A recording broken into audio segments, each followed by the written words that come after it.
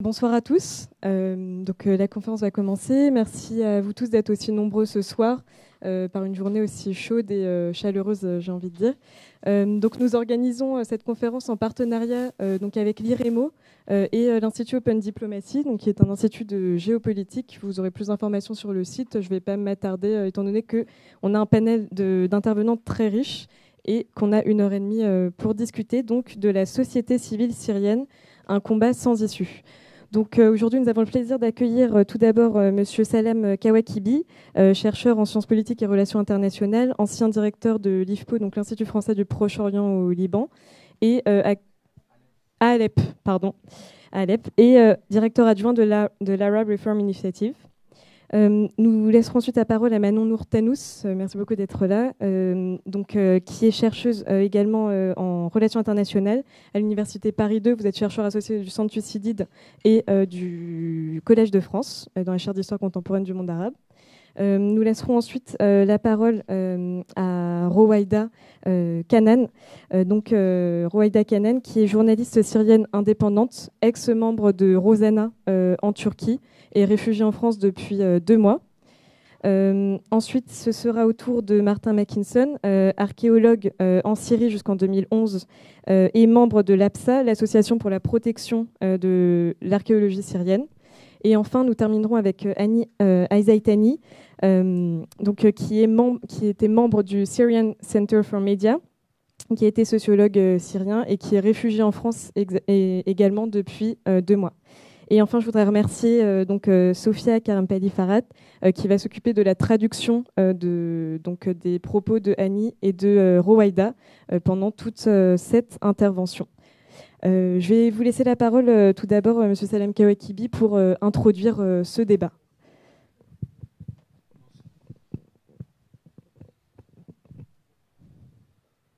Ça marche.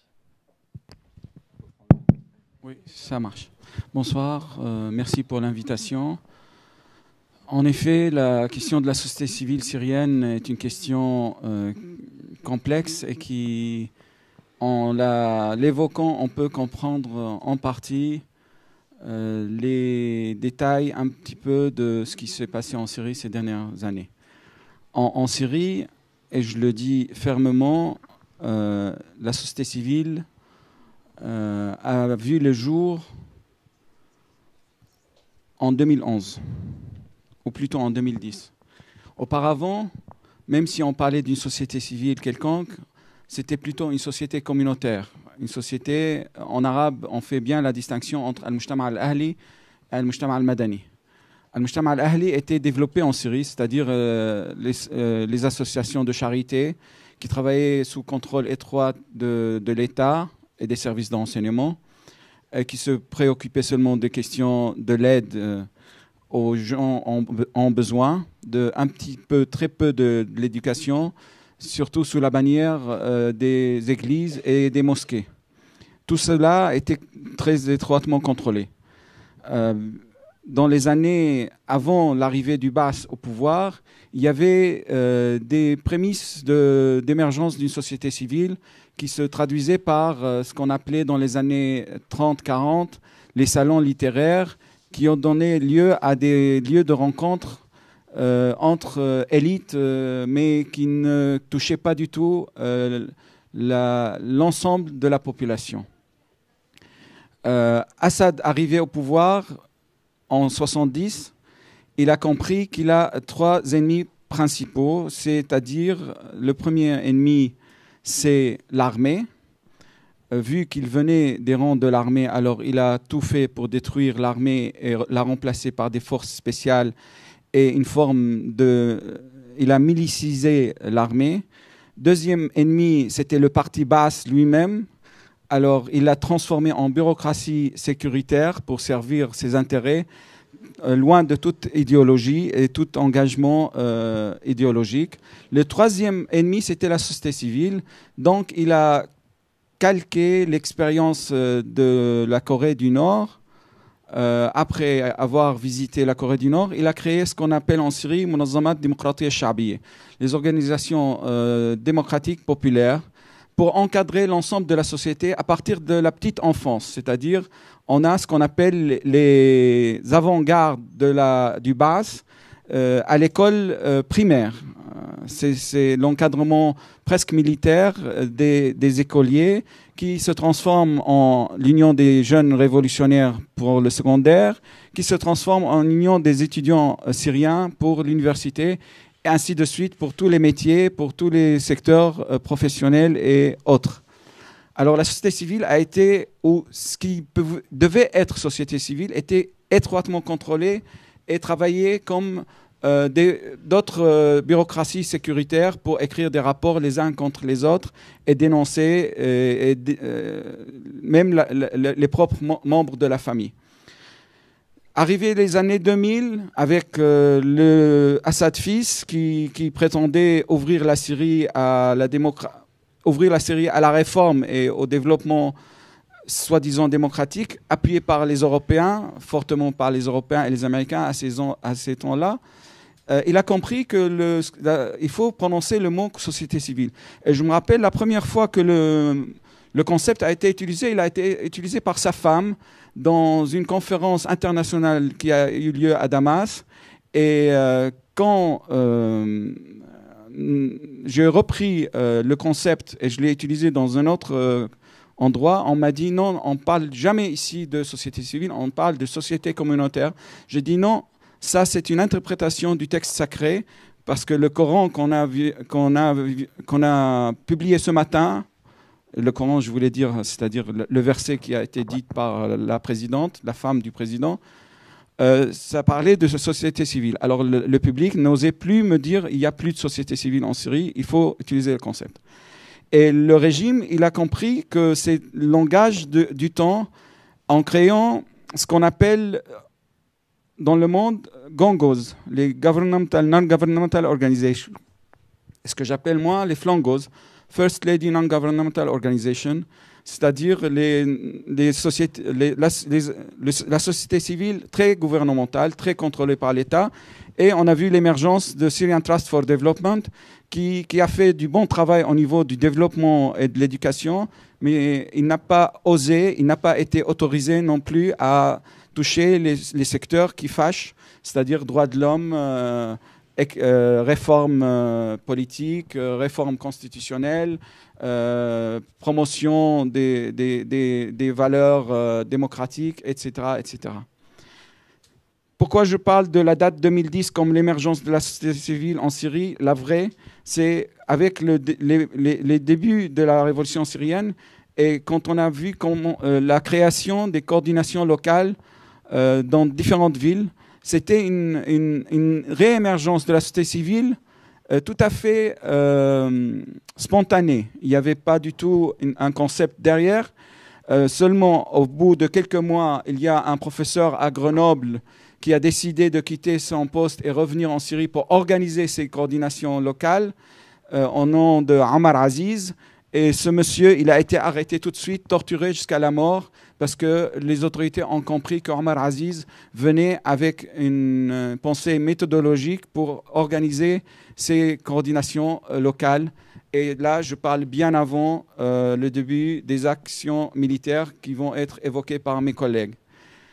La société civile a fait un très grand travail durant les années précédentes dans plusieurs domaines. Et moi, je considère aussi que les conseils locaux qu'on trouve dans les zones dites libérées, dans le nord et dans le sud de la Syrie, font partie de cette nouvelle société civile. Il y a beaucoup de travail dans le domaine de l'éducation, dans le domaine de la documentation, dans le domaine aussi de la promotion des valeurs démocratiques. Il y a aussi, et il ne faut pas le nier, il y a beaucoup de dérapages, il y a un peu de corruption, et ça va toujours avec l'émergence d'une nouvelle mode, nouvelle pratique que les Syriens n'ont jamais pratiquée. La gouvernance, c'est un concept tout récent pour l'ensemble de ces jeunes qui s'impliquent dans ce domaine. Ainsi de suite, la transparence financière aussi. Mais il faut souligner le rôle aussi des bailleurs de fonds dans la déformation de l'engagement volontaire qui a commencé au début, parce que les bailleurs de fonds aussi, ils ont eu leurs exigences politiques, pas seulement exigences financières, mais exigences politiques pour orienter le travail. Et on a vu le début du commencement des modes, c'est-à-dire il y a la mode des médias, alors on forme les gens au journalisme citoyen, il y a ensuite la mode de la justice transitionnelle, on forme aussi les gens à la justice transitionnelle, tout le monde veut travailler sur la justice transitionnelle parce qu'il y a l'argent sur la justice transitionnelle.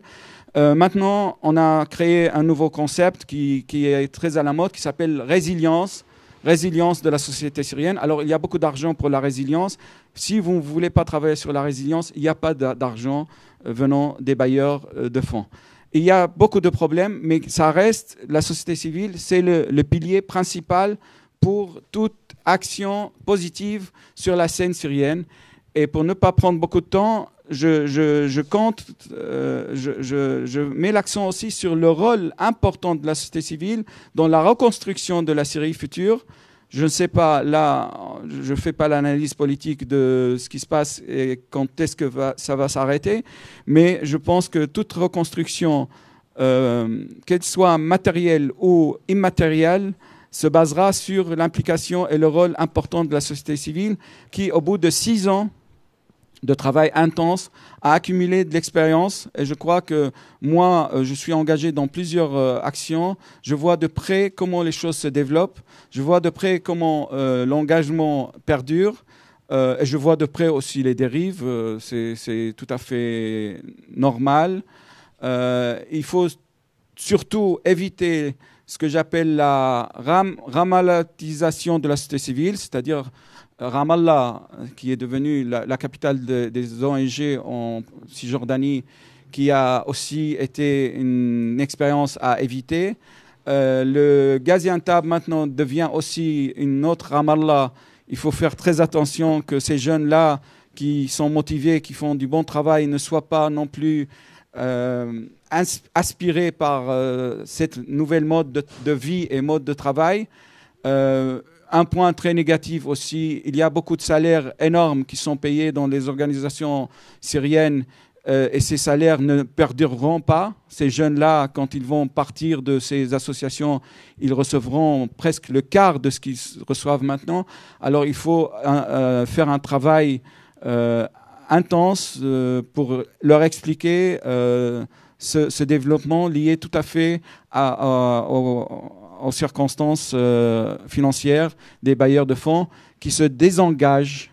Ce n'est pas seulement les politiques et les diplomates qui se désengagent de la question syrienne, il y a aussi les bailleurs de fonds qui se désengagent de la cause syrienne en laissant tout un peuple dans le désarroi, dans une situation catastrophique. Et je termine pour dire qu'il faut aussi éviter la palestinisation de la cause syrienne. Et je m'explique très rapidement. La palestinisation de la cause syrienne, c'est-à-dire de créer une société civile parallèle à la vie, à l'occupation, qui aide à accepter ou à supporter l'occupation, à vivre avec la résilience. Et aussi, il faut éviter de négocier pour négocier, ce que font les Palestiniens et les Israéliens depuis 1993. Et pendant que le régime ou l'occupation israélienne profite du temps perdu et installe ses colons et ses colonisations et impose un statu quo et état tout à fait difficile à être reprise par le régime futur ou le gouvernement démocratique futur, espérons-le. Merci beaucoup. Merci beaucoup, Monsieur Kawakibi. Je pense qu'on aura le temps dans les questions peut-être de revenir aussi sur ce que vous venez de dire, notamment vers la fin sur la palestinisation du conflit. On va maintenant laisser la parole à Rouaïda Kanan. Sophia, c'est vous. Super. Donc Rouaïda Kanan qui va nous parler de l'état de la société civile syrienne depuis 2011 et peut-être son rôle dans l'association. شكرا كثير للمنظمين وشكرا على اهتمامكم بالقضية السورية. بصراحة أنا ما فهمت شو حكوا الأستاذ سلام ونور. أنا بدي أحكي عن مشاهداتي لمنظمات المجتمع المدني بسوريا أو خليني أحكي بدمشق أكثر قبل وخلال الثورة السورية. Merci à vous de m'avoir invité ce soir pour parler de la Syrie et votre intérêt en fait pour la Syrie qui nous fait chaud au cœur. Je vais parler surtout de la société civile, des organisations de la société civile avant et après 2011. قبل الثورة السورية كانت منظمات المجتمع المدني اللي أنا بعرفها هي مرتبطة بشخص أسماء الأسد زوجة بشار الأسد، فكان أي نشاط له علاقة بالتعليم أو بالثقافة أو بذوي الاحتياجات الخاصة أو برعاية الحيوان أو بالبيئة، أي مشروع بيصير بالبلد بشكل أو بآخر بيرجع لأسماء الأسد لمنظمة اسمها الأمانة السورية للتنمية. عمليا يعني أسماء الأسد كانت مستلمة كل أمور المجتمع المدني، بشار الأسد الأمور السياسية، يعني كأنه هي مزرعتهم وهم أحرار فيها. Alors, ce qu'on connaît en Syrie en tant qu'organisation civile de la société civile, en fait, c'est tout est relié à la personne de Asma el-Assad, donc la femme de Bachar. Et en fait, c'est elle qui s'occupe de tout ce qui est question de charité, tout ce qui est question humanitaire, tout ce qui est question de l'éducation. Donc, en quelque sorte, le régime de Bachar el-Assad a la main mise en fait sur ce genre d'affaires. Et donc, c'est pas vraiment l'affaire de la société civile qui s'organise. كان في محاولات قبل الثورة لترخيص منظمات، لكن الترخيص كان يكون من الأفرع الأمنية، وكان الإشراف هو لوزارة الشؤون الاجتماعية والعمل. عمليا هو يتبع بشكل أو بآخر أو يتبعوا للنظام. إذا حدا حاول يرخص أو يشتغل بشكل علني كان ياخذوا نصيبهم من الاعتقالات والملاحقات. يعني أنا كنت بفريق كشاف، في مرة كان عنا تنظيف لنهر بردة، بعد التنظيف استدعينا للفرع الأمني، فيعني هنا نبهونا بأنه أنتم لما بتكونوا رايحين بتنظفوا فقط، ما بتحكوا بالسياسة. Il y a eu des tentatives en fait d'organisation de la part de la société civile. Il y en a eu pas mal, mais comme il y avait un regard constant de la part du ministère de l'Intérieur et donc des Affaires intérieures, il n'y a pas vraiment eu en fait de groupe qui puisse vraiment revendiquer de porter les revendications en fait de la société civile en tant que telle, qui puisse pas représenter en quelque sorte un danger pour le régime en place. Et elle évoque un souvenir aussi qu'elle avait, parce qu'à un moment elle était dans un groupe de camping, si je me suis trompée, de scouts, merci. Et en fait, ils ont eu beaucoup de comment dire, ils nettoyaient. En fait, ils étaient en train de nettoyer et ils ont eu des avertissements. Voilà, la rivière, ouais. Voilà. Et du coup, ils étaient en train de nettoyer. Ils ont eu des avertissements de la part des autorités. Et en fait, ils leur ont dit, vous nettoyez seulement, vous n'évoquez pas du tout la politique. Donc voilà. هاد كان قبل الثورة السورية. ببداية الثورة كان لابد من إعادة إنتاج المؤسسات الاجتماعية والسياسية. كانت البداية بال2011 بالتنسيقيات. التنسيقية هي كانت عبارة عن مجموعة من الشباب والصبايا الموجودين تقريبا كان بكل منطقة أو مدينة تنسيقية. التنسيقية كانت هي اللي تنظم المظاهرات. يعني مثلا أنا كنت بإحدى التنسيقيات، كنا نجتمع نقرر وين بدها تكون المظاهرة، بأي ساعة، شو الشعارات اللي بدنا نرفعها بالمظاهرة.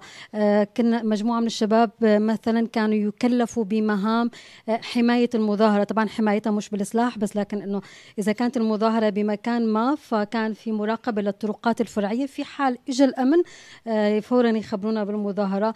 كان في فريق ضمن التنسيقية معني بتوثيق الاعتقالات والشهداء في حال صار مداهمة للأمن وصار في شهداء. كان في مجموعة من الشباب بالتنسيقية يكلفوا بالإسعافات في حال إذا حدا أصيب خلال المظاهرة، كانوا يسعفون إسعافات أولية.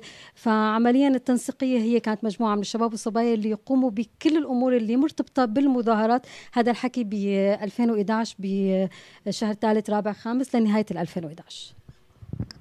Alors, il y a eu des organisations qui ont émergé à partir de 2011. Et en fait, c'était des organisations qu'on appelle les coordinations.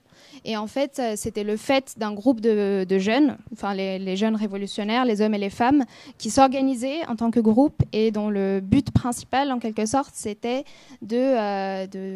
d'organiser les manifestations, donc de définir le lieu de rencontre, l'horaire de rencontre, les revendications qui vont être portées, les slogans des manifestations. Et ce qu'il y avait aussi au sein de ces mêmes coordinations, c'était une organisation de la manifestation, c'est-à-dire on laissait faire certaines personnes, on leur laissait la responsabilité, par exemple, des soins. Si, par exemple, quelqu'un en avait besoin. D'autres avaient la responsabilité de la surveillance, c'est-à-dire qu'ils se posaient dans les extrémités des rues pour surveiller si les forces de l'ordre venaient déranger les manifestations et du coup prévenaient en fait les manifestants. Donc c'était assez organisé en quelque sorte. بنهاية 2011 تقريبا كان في أكثر من 260 تنسيقية. كان لابد من التعاون بيناتهم مشان ما يصير تضارب بالأوقات أو بالشعارات اللي بدها تنرفع بالمظاهرات. فأنشئ ما يسمى لجان التنسيق المحلية من مجموعة من المنسقين المظاهرات كانت مسؤولة عنها رزان زيتونة المختطفة حاليا عند جهات مجهولة بالغوطة الشرقية، وكمان كانت مسؤولة عنها ريما فليحان ومجموعة من الشباب والصبايا. كمان أنشئ ما يسمى باتحاد التنسيقيات الثورة السورية، هي اللي كانت تضم مجموعة من التنسيقيات تقريبا 250 تنسيقية. كمان بال2011 و2012 أنشئت تنسيقيات أكثر اختصاصية. مثلا كان في تنسيقية الأطباء. تنسيقية الأطباء هي مجموعة الأطباء خلينا نقول هن المعارضين اللي كانوا مثلا يأمنوا الأدوية، يأمنوا الأطباء بحيث أنه بكل منطقة يكون في طبيب، بالذات لما بلشت تتحاصر المناطق بال2012 وكان دائما في عندهم دواء يتخزن في حال انه مثلا اذا تنسيقيه برزه لزمها دواء التهاب فممكن يعطوا للتنسيقيه، لان التنسيقيات لاحقا صارت تاخذ دور اكثر من دور المظاهرات، فصارت هي مسؤوله عن تامين الادويه، عن تامين الاغاثه لما صار حركه نزوح من حمص لبقيه المناطق بسوريا. Ok, du coup, elle évoque en fait après 2011 le nombre de coordinations, de groupes qu'il y a eu. Donc, je crois que c'est environ 260. Je crois que c'est ce que j'ai noté. Entre 250 et 260 groupes de coordination. Et progressivement, en fait, comme il y en a eu plusieurs, il y a eu aussi des comités de coordination qui ont été constitués. J'ai noté près de 70 entités. Comme elle évoque aussi le cas de Razan Zaytouna. Razan Zaytouna qui était un des membres des comités. Il y a eu aussi la fondation de l'Union des coopératives des révolutionnaires aussi pour réussir à coordonner les coordinations pour qu'en fait les différentes coordinations n'interfèrent pas dans les affaires l'une de l'autre et qu'elles puissent avoir chacune une action assez effective. Elle évoque aussi le fait que progressivement les coopérations diversifient leur rôle, c'est-à-dire que ça va au-delà des manifestations, de l'organisation des manifestations. Ça va par exemple, il y a des groupes des coordinations en fait qui se spécialisent en médecine, c'est-à-dire que c'est des groupes de médecins qui vont prendre en main les soins et fournissent en fait les médicaments à une partie de la population. Donc en fait, ça s'organise, ça s'institutionnalise et voilà, ça se spécialise. واللي صار كمان انه ما عاد في احتكار لمحافظتي دمشق وحلب للمنظمات المجتمع المدني، فعمليا صارت التنسيقيات والمنظمات هي بكل سوريا، لكن انا بدمشق حاحكي عن اللي انا عشته بدمشق. مثلا كان في مجموعه بنات عنتاب او هي منظمه صغيره بنات الشام، هي اللي معنيه بتمكين النساء ومساعده النساء بالذات النازحات. مثلا كان في اتحاد طلبة سوريا الأحرار، هن كانوا بكل سوريا بكل محافظة كان في فرع، كانوا يهتموا بتوثيق انتهاكات بحق الطلبة، تنظيم المظاهرات بالجامعات، توثيق الشهداء من الطلاب. عاملين هون أنا عم بحكي عن التنسيقيات اللي هم يعني كانوا بذور لمنظمات لاحقا وباختصاصات متنوعة.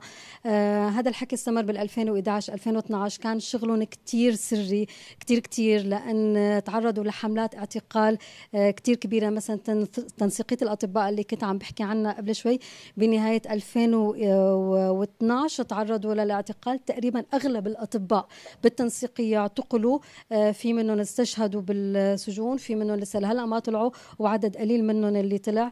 اتحاد طلبة سوريا الأحرار كمان اعتقلوا لدرجة أنه ما في حدا منهم اللي اعتقل واللي ما اعتقل اضطر أنه يطلع برات البلد. والتنسيقيات مثلا تنسيقية الميدان بال2011 بالشهر السابع صار في حملة اعتقال أو صار في اختراق واعتقلوا، فصار في جيل ثاني من التنسيقية. كمان بنهاية 2011 اعتقل الجيل الثاني من التنسيقية، وهكذا يعني وصلنا بنص 2012 صرنا بالجيل الرابع من التنسيقية، تنسيقية الميدان أنا عم بحكي عنها. Elle parle maintenant de comment ont évolué en fait ces différentes coordinations dans différents endroits de la Syrie. Elle évoque notamment le cas des coordinations de femmes et de professeurs en fait qui avaient respectivement le rôle en fait de protéger et de porter les revendications de la femme, et pour les professeurs en fait de protéger les manifestants étudiants et d'organiser en fait leur mobilisation. Ces types de coordination ont été le noyau de nouvelles organisations de la société civile progressivement. Ils gardaient en fait en 2011 et 2012 leur action relativement secrète parce qu'en fait ils s'exposaient à pas mal de répression. Et si ce n'était pas la répression, beaucoup de personnes finissaient par se suicider à cause de toutes les tensions qu'ils subissaient. Elle évoque le cas, par exemple, de la coordination des médecins qui ont été... donc les médecins dont je vous ai parlé tout à l'heure, qui distribuaient les médicaments et qui s'occupaient des soins, pour une grande partie, en fait, se sont emprisonnés et qui sont encore là... même aujourd'hui, et d'autres qui ont fini par se suicider. Elle évoque aussi la fréquence de ces arrestations en prenant l'exemple de la coordination du Midan, donc c'est près de Damas. Et en fait, cette coordination, elle en est à sa 4e génération de membres, parce qu'en fait, toutes les autres générations ont été emprisonnées et du coup, il fallait les remplacer. Voilà, donc pour vous montrer à quel point c'est fréquent. مع عسكرة الثورة وأسلمت اللي كانت مقصودة من قبل النظام وقت الأطلق سراح معتقلين الإسلاميين اللي كانوا بسجن صيدنايا، فانحصر دور التنسيقيات، فإما تحولت لمجالس محلية أو لمنظمات أخرى أو صار دورها فقط إعلامي. وهون يعني ببداية 2012 بلشت إنشاء منظمات مجتمع مدني. يعني صار في تحول كتير كبير من عدم وجود منظمات لوجود عدد هائل من المنظمات بكافة الاختصاصات. يعني عندنا بسوريا صار في منظمات لتوثيق انتهاكات حقوق الإنسان، منظمات مختصة بالعدالة الانتقالية مثلا، منظمات إلى علاقة بالنساء، بالأطفال، بالتعليم، بالثقافة، بالتوعية. فصار في عندنا عدد كبير من المنظمات، عددهم بداية 2017 بعنتاب فقط كان أكثر من 1000 منظمة المرخصة.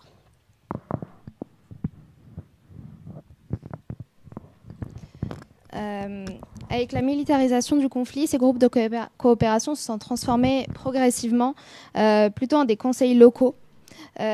Dont le but était de gérer les affaires des civils en essayant d'échapper au maximum du contrôle des autorités. Et en fait, ils agissaient en une forme de micro-État. Enfin, il n'a pas vraiment dit ça, mais qui essaye à la façon de combler en fait le vide posé par l'institution étatique. Et en fait, ce qu'on constate, c'est qu'à partir de 2012, il y a une transformation très très rapide en fait de la société civile, parce que on se rappelle qu'avant, il y en avait pas forcément, il n'y avait pas autant de groupes, enfin de coordination, et qu'on est passé très très rapidement à un nombre très élevé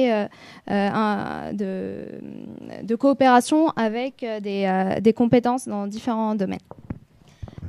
طبعا المنظمات السورية الناشئة عانت من كتير مشاكل وكتير أخطاء يبرر لها لأن حجم الكارثة كتير كبير هو يفوق إمكانية دول عظمى فما بالكم أنه تحملت مسؤوليته هي منظمات المجتمع المدني لأن يعني حسب التعريف العام لمنظمات المجتمع المدني بأن هي بتاخذ الدور بين الأسرة والحكومة لكن نحن أصلا بمكان بالذات المناطق الخارجة عن سيطرة النظام ما في حكومة فعمليا هي عم تاخذ دور الحكومة فعم يبذلوا قصار جهدهم انه يتنظموا اكثر انه يضبطوا الهيكليه اللي عندهم اكثر فمثلا صار في شبكات يعني شبكات من مجموعه من المنظمات مشان موضوع الحشد والمناصره مثلا انا حاليا عضوه بشبكه المراه السوريه شبكه المراه السوريه هي شبكه من مجموعه من النساء ورجال ومنظمات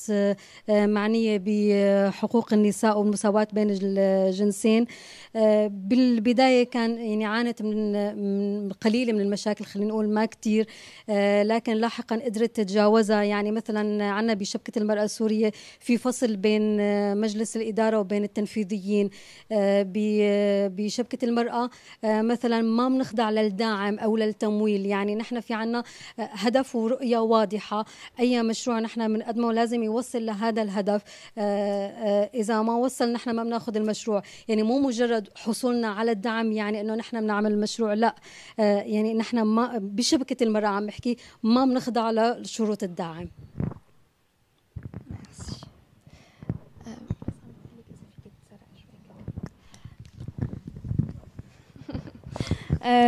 Donc oui, je reprends le relais.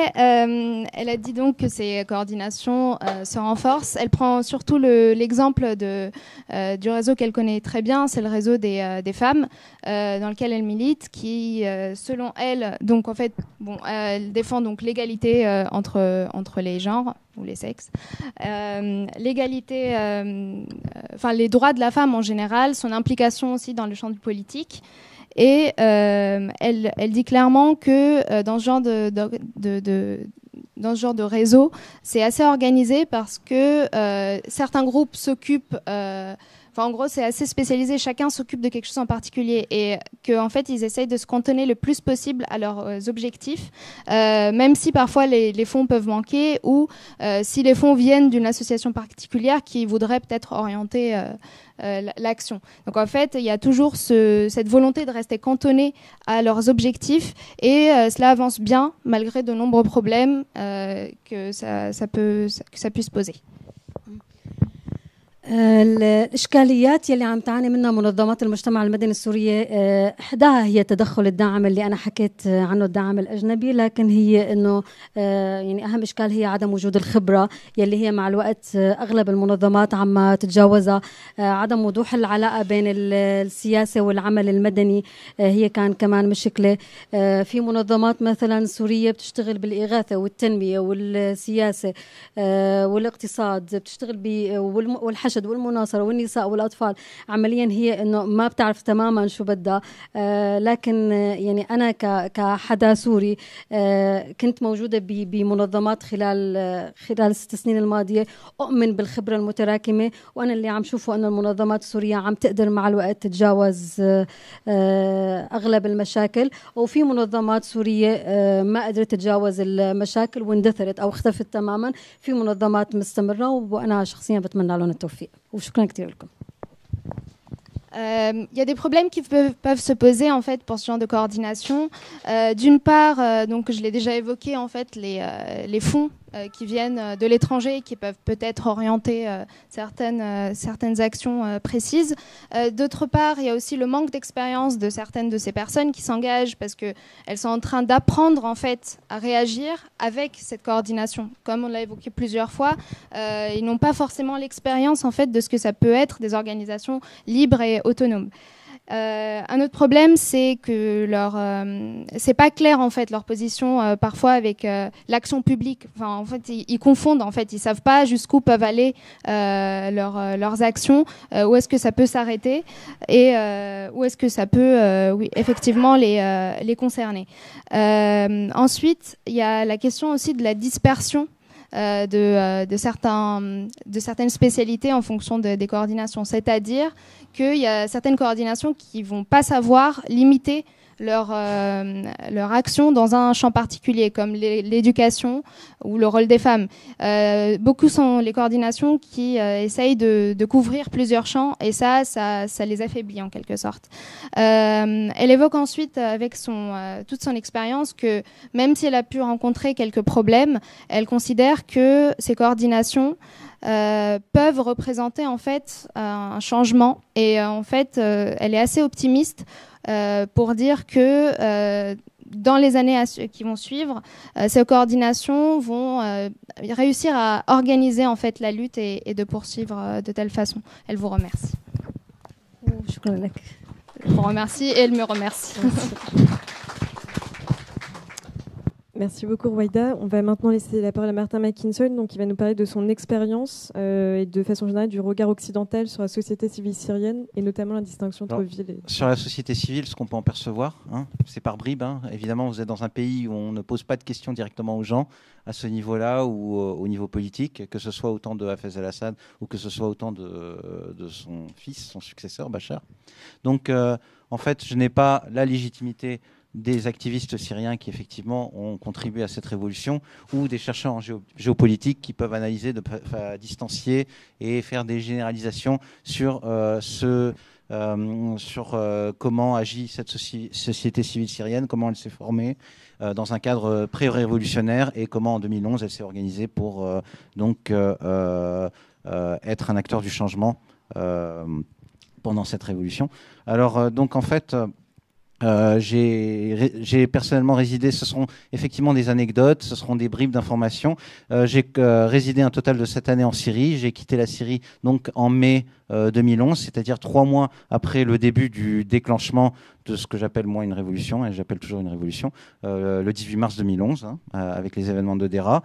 Et j'ai commencé à travailler en Syrie, à y aller, à faire des séjours réguliers, puis à y résider à partir de 1992. Donc ce que je vais parler, c'est un petit peu de la transition à Fès jusqu'à Bachar, avec une perspective de 20 ans, et de ce que peut voir un étranger résident dans le pays, de ce qui est en train de se dérouler, de la verticale du pouvoir et de sa relation avec la société, et donc la pointe de l'iceberg, je dirais, de la société civile émergente dans le pays.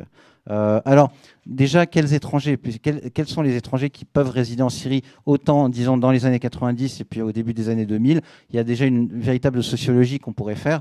Vous avez évidemment les diplomates et le personnel d'ambassade occidentale, qui a peut-être une relation assez directe avec le pouvoir, les décideurs, la bourgeoisie d'affaires, mais qui, à mon sens, a peut-être un regard assez incomplet sur la société, malgré toutes leurs sources d'information, ne serait-ce que parce qu'un des acteurs principaux du changement, et je vais en parler après, c'est les rurbains ou les populations rurales dans le pays. Vous parliez de coordination. Une des villes où s'est formé une coordination, un comité local de coordination qui s'est développé en mouvement d'autogestion, c'est une ville dans la campagne près de l'Euphrate, qui est Membige, dont on a un petit peu entendu parler, mais qui ne fait pas partie, qui n'est pas une des grandes villes de Syrie, et qui ne fait pas donc qui n'est pas un endroit sur lequel se focalisent les informations sur les évolutions donc sociales dans le pays avant et après la révolution. Donc d'abord le personnel d'ambassade, après vous avez effectivement des chercheurs qui sont rattachés à divers instituts. Il y avait évidemment l'IFPO, que Salam connaît bien pour avoir dirigé l'antenne d'Alep. Il y avait également un institut allemand, plus centré sur l'archéologie. Vous aviez des Néerlandais qui s'étaient installés, qui avaient commencé à créer un institut dans le tournant des années 2000 à Damas. Vous avez, à la suite de cela, des Danois et des Finlandais qui, effectivement, avaient des sociologues, des chercheurs, disons, d'histoire, un petit peu d'archéologues, et qui peuvent avoir un regard peut-être un peu plus large sur le pays. Vous avez également, dans la sociologie des étrangers qui arrive dans les années 90 à 2000, vous avez des étudiants en stage de perfectionnement d'arabe. Vous les avez à l'IFEAD, donc à l'IFPO, mais vous les avez également dans des universités syriennes. Et donc, eux ont peut-être une relation à Alep et à Damas avec des étudiants syriens, avec les limites de conversation que ça peut avoir, puisqu'évidemment, comme je vous l'ai dit, on ne parle pas de politique directement et on ne pose pas de questions sur la société civile ou sur l'opposition. Je veux dire, je remercie par ailleurs Nour d'avoir mis en valeur, mis en avant en fait la confusion qu'ont pu avoir et les diplomates et d'autres personnes entre opposition et société civile. Et c'est une confusion que moi-même j'ai eue. J'ai tendance à effectivement regrouper les deux. Et vous avez également donc donc par diplomate, je reviens, c'est pas seulement le personnel d'ambassade. À partir du début des années 2000, la France en particulier, mais d'autres pays européens étaient très engagés dans ce qu'on appelle le dialogue euro-méditerranéen avec la Syrie, avec l'envoi de conseillers, notamment pour moderniser avec le début des années Bachar, les douanes, la création d'une école nationale d'administration également donc mise en avant par la France donc au tout début où on croyait que le régime allait du moins se réformer, certainement se moderniser, ce qui permettait donc des échanges plus accrus avec l'Europe. Et puis du personnel d'entreprise, donc essentiellement dans les années 90, des entreprises, pour ce qui est des entreprises françaises, des entreprises pétrolières. Vous aviez Schlumberger qui faisait de la prospection à Kameshli et en Djeziré, et vous aviez également par exemple Total qui était présente dans les gisements du pays. La Syrie étant un producteur de pétrole, un exportateur de pétrole dans les années 90, je crois jusqu'en 2005-2006. Et après, c'est un pays qui produisait un maximum de 400 000 barils par jour, et c'est ni comparable à l'Irak, ni comparable aux pays du Golfe. Donc le peak oil a été atteint à ce niveau-là. Et finalement, des archéologues, alors je ne veux pas faire ma pub, mais les archéologues ont un avantage, c'est qu'ils travaillent dans des zones reculées souvent, dans des zones de ce que j'appellerais le Far East de la Syrie. Vous avez le Far West aux États-Unis. Le Far East, c'est tout ce qu'il y a au-delà de l'Euphrate, à l'est de l'Euphrate, la Djeziré. Et c'est important parce que c'est en même temps une des zones qui devraient être les plus riches du pays. Vous avez des terres donc cultivées de manière extensive ou irriguées avec du coton. Il faut savoir que la Syrie était un des principaux exportateurs de coton dans le monde. Les t-shirts de la Coupe du Monde de 1998 étaient fabriqués en France, étaient fabriqués en partie en Syrie. Vous avez également les ressources pétrolières donc, de Syrie qui sont dans ce secteur, dans ce tiers de la Syrie, et en même temps à Roumeïlan, à Deir ez-Zor, vers Abou Kemal, etc. Et en même temps, vous avez ce sous-développement chronique en fait, de cette partie du pays. Et je dirais qu'un sous-développement qui a été en grande partie, je pense, voulu par le pouvoir bassiste dès le début de Hafez, parce que c'est une zone peut-être un peu de transition, cette zone qu'on appelle la Djeziré. C'est une zone qui, culturellement, est un petit peu entre l'Irak et la Syrie. C'est une zone où vous avez une mixité ethnique et religieuse, donc en particulier avec la minorité kurde, qui, pour l'essentiel, est de cette zone-là, du triangle entre Hasakeh, Kameshli, disons Hamouda à l'ouest, et la frontière turque et irakienne. Et qui est la zone où ont travaillé ces archéologues pour l'essentiel, en particulier à partir des années, disons fin années 70, 80 et 90. Je suis arrivé, donc j'ai pris le train en marche, c'était dans les années 90. Alors, qu'est-ce qu'on perçoit ? Qu'est-ce qu'on perçoit quand on arrive donc en Syrie, en particulier quand on arrive dans cette région du Far East ? On une partie des ouvriers qui travaillent avec nous sur les chantiers sont kurdes. Alors, une des grandes... là, on est pendant cette révolution commencée en 2011, disons, les Kurdes ont eu un rôle soit neutre, soit ambigu vis-à-vis donc des mouvements révolutionnaires, des mouvements du régime, avec notamment l'équivalent du PKK syrien, les YPG, qui sont souvent même en accord avec celui-ci, avec ce régime. Il faut savoir que la situation des Kurdes dans cette partie de la Syrie était particulièrement négative. Vous avez, comme en Turquie, une interdiction de l'apprentissage de la langue kurde. Donc c'est une langue que nos ouvriers parlaient entre eux, mais qui ne pouvait pas être enseignée. Vous avez également donc toute une partie de ces Kurdes, environ 300 à 350 000, qui ont été déchus de leur nationalité dans les années 60 parce qu'ils n'ont pas, ils ont refusé de se faire recenser pour. Au début, c'était avant Hafez, hein, ils ont refusé de se faire recenser pour le service militaire. Vous avez également donc une arabisation, ne serait-ce que du nom des localités et des campagnes. Contrairement, moi, ça m'avait beaucoup surpris après en allant en Irak, où la composante kurde était très enracinée, très forte, et voire la plupart des Kurdes ne parlent pas arabe dans le nord de l'Irak. En Syrie, c'est tout le contraire. Il y avait une arabisation qui, par exemple, je donne un exemple. Je crois qu'il y a un monsieur dans la salle qui est de la région de Kameshli, au fond. Et je travaillais à côté d'une ville qui a été rebaptisée Kartaniye, hein, Kartan, un des ancêtres arabes fameux. Et le vrai nom de cette ville, c'est Gouborspi, qui veut dire les tombes blanches en Kurmanji, hein, la langue kurde donc parlée en Syrie. Vous avez par exemple une autre ville qu'on appelle maintenant Malki, qui a une population qui est, disons, majoritairement kurde et avec une minorité qui est chrétienne assyrienne. Elle s'appelait Derik, hein, c'est le nom kurde à l'origine. Donc une arabisation que l'on peut percevoir. Et donc, c'est tout. Ok, je vais garder beaucoup de choses pour les questions dans ce cas-là. Vous avez donc une omniprésence en fait des services de sécurité au temps de Hafez, avec notamment dans nos relations avec nous en tant qu'archéologues, avec notre courrier qui est régulièrement ouvert. On est avant Internet en Syrie, qui est introduit en 2001. On est avant les fax qui sont peu à peu introduits vers 95-96. Et on a nos lettres qui sont ouvertes à la vapeur, hein, une espionnite aiguë de la part des services de renseignement qui arrive au début de la mission, qui arrive à la fin de la mission, et donc qui vérifie ce qu'on peut voir de la société locale. Vous avez également, par exemple, j'ai travaillé dans une région qui est celle de l'Euphrate. Beaucoup de missions archéologiques se sont concentrées dans cette région de l'Euphrate. Et dans cette zone de campagne, vous aviez donc un déplacement de population suite à une nationalisation des rives du lac. J'étais dans la région du lac Tishrin, hein, entre Djerablus et donc la région de Membij, et vous aviez un déplacement de population, ce qui fait que les villages étaient coupés d'électricité. On leur donne un petit déménagement.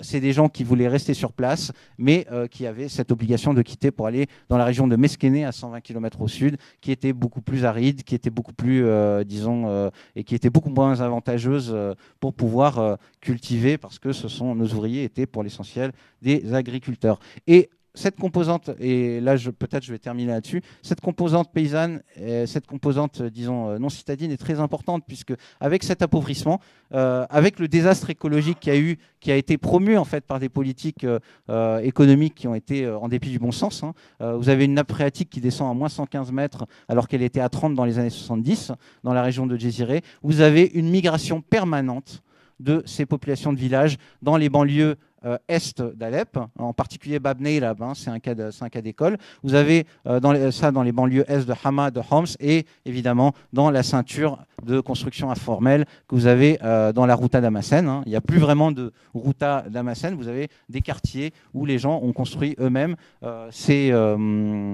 leurs habitations, hein, c'est plus ou moins des bidonvilles, hein, souvent, et c'est cette migration, disons, de gens à la campagne qui ont donc souffert énormément à la fois de la répression, disons, politique, mais également d'une baisse totale de leur niveau de vie. Donc, je pense, a été un des ciments des premières manifestations de 2011. Cette catégorie urbaine qu'il faut absolument connaître, ça a été pour l'essentiel les participants dans les premiers mouvements révolutionnaires en 2011 à Homs, Damas, Alep et d'autres villes également. Bon, j'ai beaucoup d'autres anecdotes. Peut-être dans la partie des questions, on pourra élaborer dessus. D'y revenir après. On va terminer avec Annie Zaitani. Merci beaucoup. Et puis Sophia, c'est bon. Annie qui va nous parler des droits de l'homme et de son expérience en prison.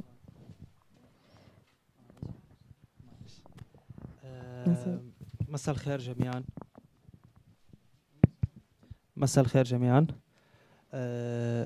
أنا رح أحاول كتير، أكيد الزملاء والأصدقاء تحدثوا، رح أحاول البعد عن السرد التاريخي عن سوريا، أصدقائنا كتير تحدثوا فيه.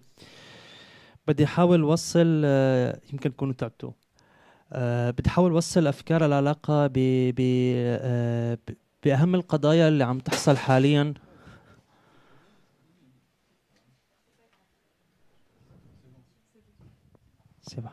بهم القضايا اللي عم تحصل حاليا بصرف النظر عن الصورة اللي عم تنشاف من خلال الجميع لسوريا، بدنا نوصل لثابت واحد. يعني في عندي عديد من المتغيرات اللي بنختلف أو بنتفق عليها بالنسبة للحالة السورية، بس في ثابت وهو من أهم الثوابت هو انتهاكات الحاصلة على حقوق الإنسان. الجميع بيتفق على أنه في انتهاكات عميقة وجسيمة عم تحصل بسوريا، سواء من باب التعاطف أو من باب الدفاع أو من أي باب آخر. Bonsoir à tous. Mes collègues ont déjà évoqué tout ce qui est composante historique, donc je ne vais pas revenir dessus. Moi, ce qui m'intéresse, c'est de revenir sur les principales questions qu'on connaît aujourd'hui en termes, par exemple, de répression contre les droits de l'homme en Syrie. Et voilà. أي متابع أو مهتم بالشأن السوري، سواء إن كانوا باحثين أو كانوا مهتمين فقط، رح يكونوا عم يتابعوا تقارير، هي تقارير لمنظمات دولية بتتحدث عن ما يحصل في سوريا. بلغة الأرقام خلينا نحكي عن أكثر من 500,000 قتلوا في سوريا نتيجة ما يحدث خلال 6 سنوات أو أكثر. إذا بدي أتحدث عن النزوح الداخلي، نتحدث عن أكثر من 6.1 مليون بنزوح داخلي. هناك أكثر بحسب تقارير دولية أكثر من 4.8 مليون طلب لجوء خارج سوريا. بلغة الأرقام أيضا هناك 117,000 معتقل ومختفي قسريا داخل سجون متعددة في سوريا.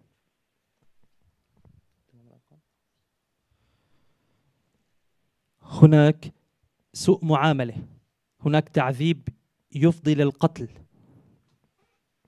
هناك أكثر من 13,000 قضوا تحت التعذيب في سجون متعددة في سوريا.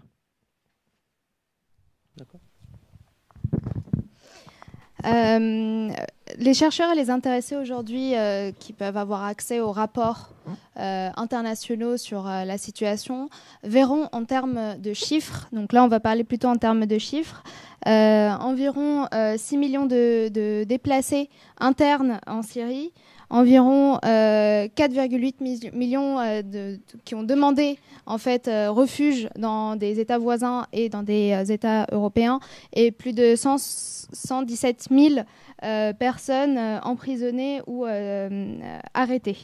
On voit là clairement un problème de répression et un problème de violence et de non-respect des droits humains. Comme en témoignent aussi les plus de 13 000 torturés encore aujourd'hui dans les prisons, différentes prisons syriennes. مع الأسف أنا أضطر اليوم أن أتحدث بلغة الأرقام بالاختزال. لكل من هؤلاء قصة، حياة، عائلة، أطفال. نجمل بالأرقام بالمئات وبالآلاف حصيلة ما يحصل في سوريا. Malheureusement, aujourd'hui, je vais parler en termes de chiffres, et ce qu'il y a derrière ces chiffres, en fait, c'est des personnes, c'est des familles, c'est des enfants, c'est des personnes torturées, et c'est ça qu'il faut aussi regarder, en fait. ببساطة الجميع تعرف أن هناك انتهاكات حاصلة على حقوق الإنسان، ومع الأسف بغطاء مجتمع دولي. وقد وصلنا إلى مرحلة نقول أن هناك مشاركة دولية بانتهاكات حاصلة في سوريا على حقوق الإنسان. على سبيل المثال أذكر بالتعريف لجرائم ضد الإنسانية وجرائم الحرب التي تقع في نظام المحكمة الجنائية الدولية. هناك القتل العمد، هناك الإبادة الجماعية، هناك الاعتقال التعسفي والاختفاء القسري، هناك جملة هائلة من أبواب المحكمة الجنائية الدولية التي تقر بحصول جرائم ضد الإنسانية وجرائم حرب في سوريا، ومع ذلك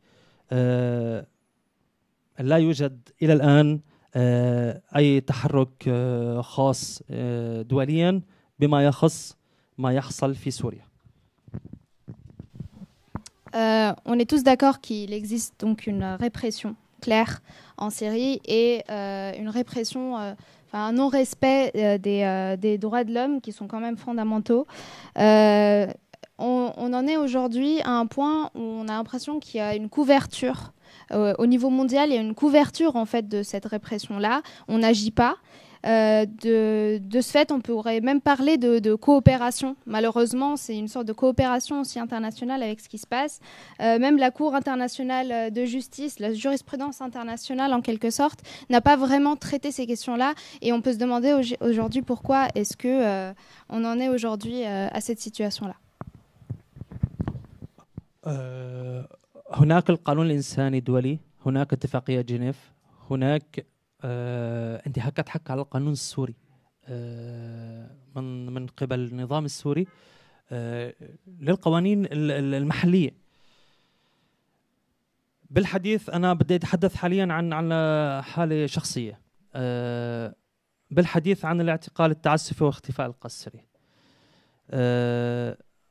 يتم استخدام نتيجة الاحتجاز بأعداد هائلية، يتم استخدام الملاعب، يتم استخدام المستشفيات، القواعد العسكرية. أنا كنت لمدة 8 أشهر محتجز لدى قاعدة عسكرية دون توجيه اتهامات واضحة.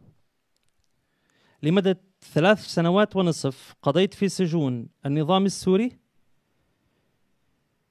بسبب رصد ومتابعة الانتهاكات الواقعة في سوريا.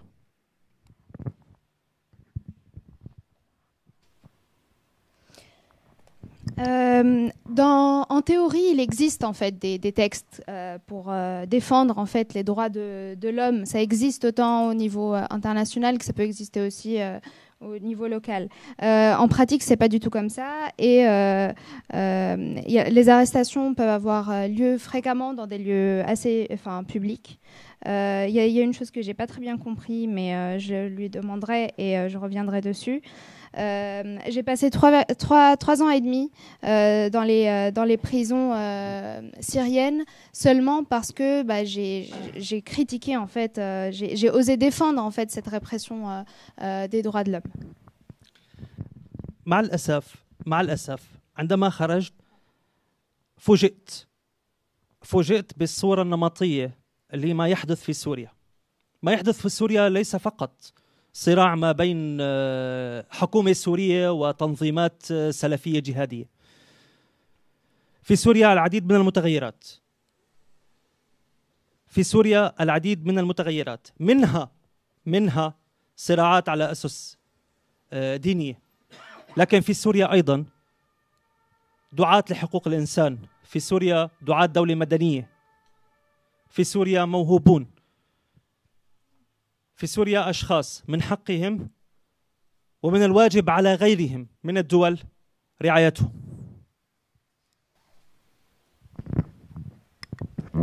Quand je suis sortie de la prison, j'étais frappée en fait par tout ce qui se passait au niveau de la Syrie.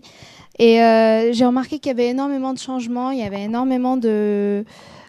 il y avait aussi une lecture simpliste en fait.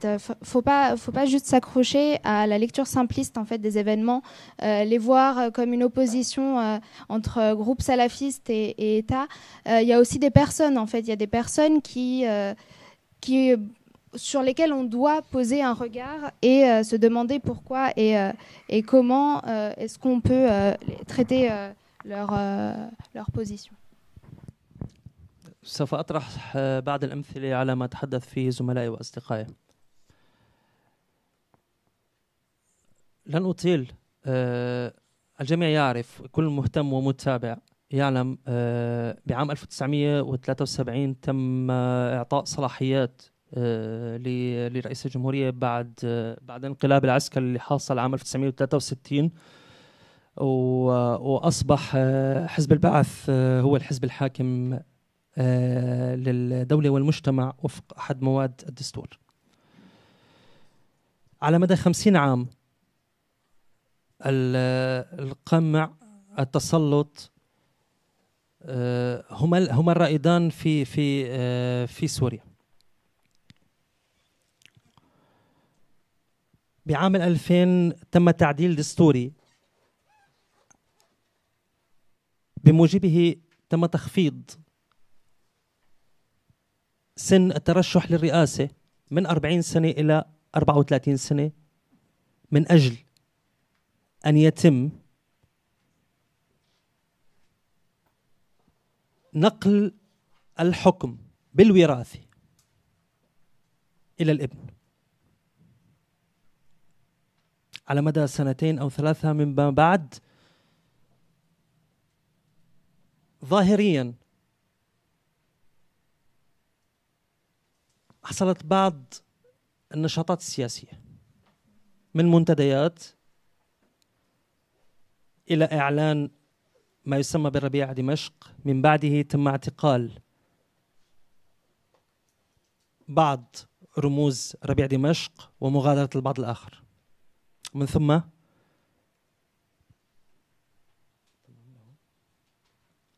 ثم عادت الأمور كما هي. احتكار وسائل الإعلام، منع التظاهر، مصادرة الحريات العامة،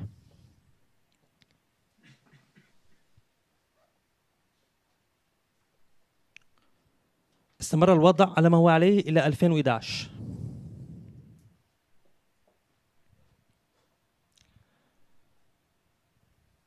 احتجاجات انتقلت إلى ثورة شعبية مدنية تم فيها التعبير عن أبسط الحقوق المشاركة السياسية للمواطنين السوريين، مطالبة بالحرية، المطالبة بإسقاط نظام حكم استبدادي. استمر العمل مدنيا وبأشكال الاحتجاج السلمي الفنية والثقافية المرافقة للمظاهرات والاعتصامات أشهرا قبل انتقالها إلى ثورة مسلحة.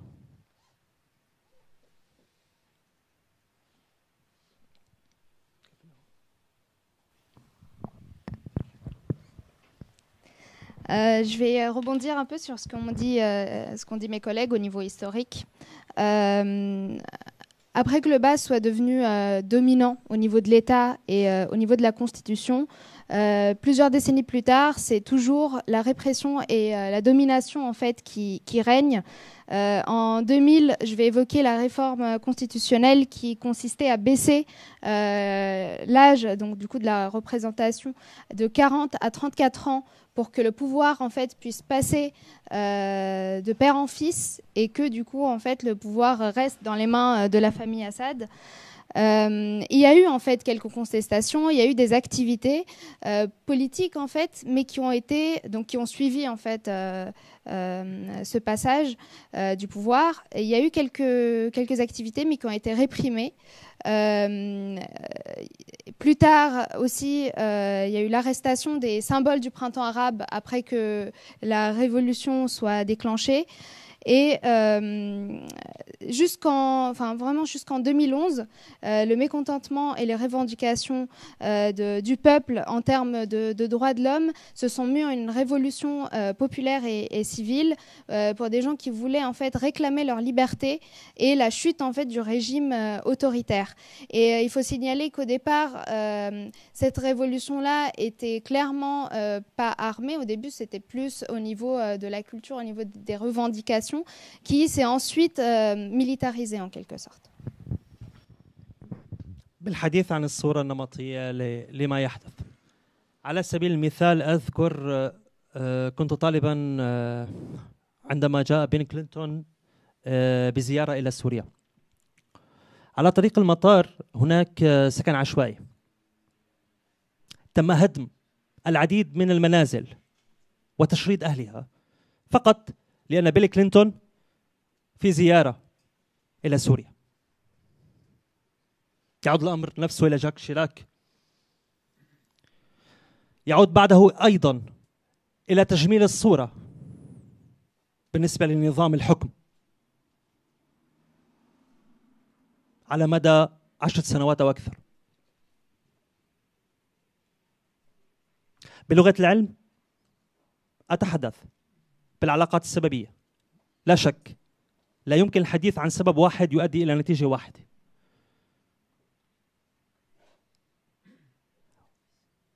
بالإضافة لا يمكن استسهال التعميم. في سوريا ليست المسألة فقط حربا قائمة ما بين حكومة ذات شرعية وسلفية جهادية.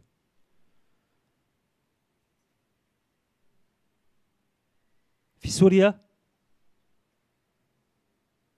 ليس الأمر يتعلق بالحديث الواحد عن الشعب السوري. الشعب السوري معروف عنه بلغتنا الفسيفساء، التنوع. هناك في سوريا من يدعو إلى دولة مدنية، هناك في سوريا علمانيين، وهناك في سوريا إسلاميين، هناك في سوريا كل شيء.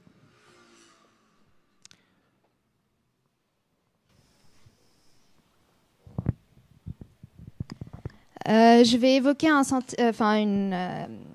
un souvenir quand j'étais étudiant et que Bill Clinton a effectué une visite en Syrie.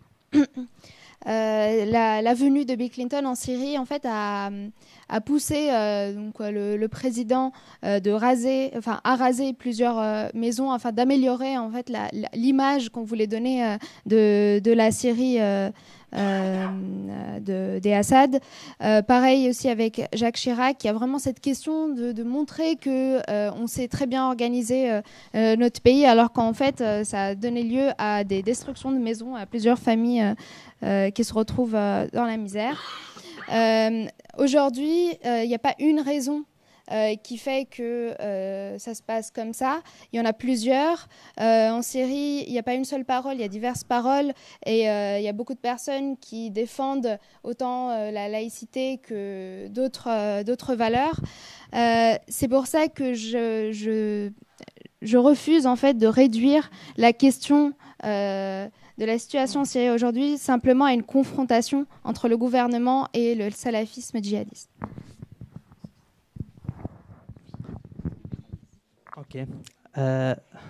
اعتذر عن الاطاله، لكن هناك تسميات عديده فيما يحدث في سوريا. هناك من يسميها ازمه سوريه، هو حديث التيار الوسطي والحيادي فيما يحدث في سوريا. هناك من يسميها مؤامره، حديث النظام السوري واعلامه. هناك من يسميها ثوره، وهو حديث المعارضين السياسيين المضطهدين إضافة إلى النشطاء المدنيين. هناك من يسميها حرب أهلية، وحديث التنظيمات الدولية والمنظمات وبعض وسائل الإعلام الدولية. ما يحدث في سوريا بصرف النظر عن التسميات هو شائك ومعقد، لأن العديد من الدول تدخلت تحقيقا لمصالح.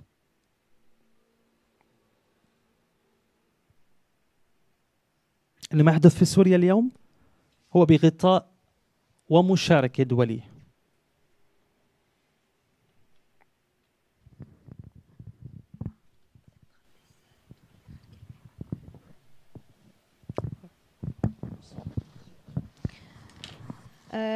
Un gros problème qu'on a aujourd'hui, c'est le problème de l'appellation, du nom qu'on veut donner en fait à ce qui se passe en Syrie. On peut la qualifier de crise syrienne en fonction des acteurs, on peut la qualifier de révolution en fonction d'autres acteurs, on peut la qualifier de guerre civile, c'est aussi la parole des médias au niveau international. Diverses façons de qualifier ce qui se passe en Syrie qui montrent en fait que on ne sait pas vraiment ce qui se passe en Syrie et que énormément de pays en fait se sont impliqués, nombreux dans leurs propres intérêts, ce qui permet de dire aujourd'hui que la situation est très complexe et qu'une appellation ne peut pas être décidée en fait. شكرا لحضوركم. بينكم باحثين ويعرفون جيدا ما يحدث في سوريا، بينكم مهتمون. أود أن أقول ختاما، على مدى السنوات اهتممت فلسفيا بما يحدث للطبيعة البشرية. على مدى 10 سنوات كان جان جاك روسو مثالي عندما قال أن الإنسان خير بالفطرة لكن المجتمع أفسده. اليوم وأنا على تأمل شخصي بسوريا أتبنى أكثر وجهة نقيضه في التعاقد الاجتماعي جون هوبز، الداعي للملكية وابن الملكية، عندما قال أن أصل الإنسان شرير، ودليله أن الحروب تكشف وتنقل الواعظ الأخلاقي والديني وتحوله إلى وحش يفترس. رائد الثورة الفرنسية جان جاك روسو يبدو أنه كان مخطئا.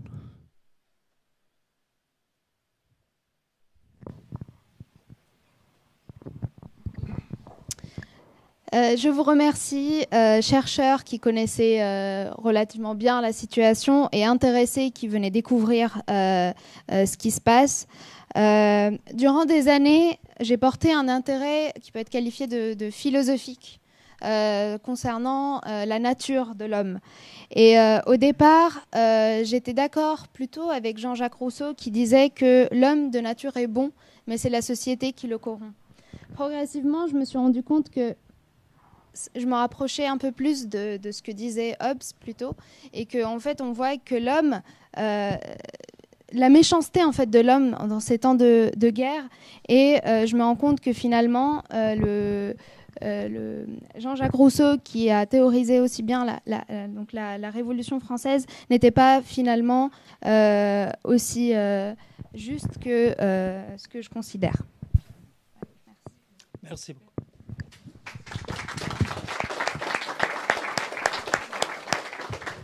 Shukran, Hani, Rouaïda. Merci beaucoup à tous. On va maintenant passer au temps des questions. On a une bonne demi-heure devant nous. Donc, levez la main. On va en prendre plusieurs à la suite. Ouais. Et dites à qui vous voulez vous adresser si jamais vous êtes.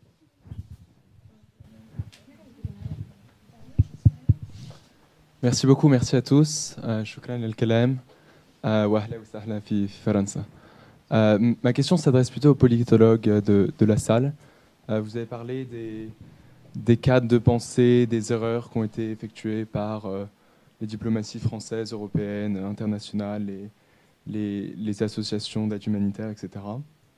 Quelles seraient les solutions que vous pensez qu'on pourrait proposer pour aller au-delà de ces erreurs et de ces schémas de pensée qui ne permettent pas de changer la situation pour le mieux? Merci.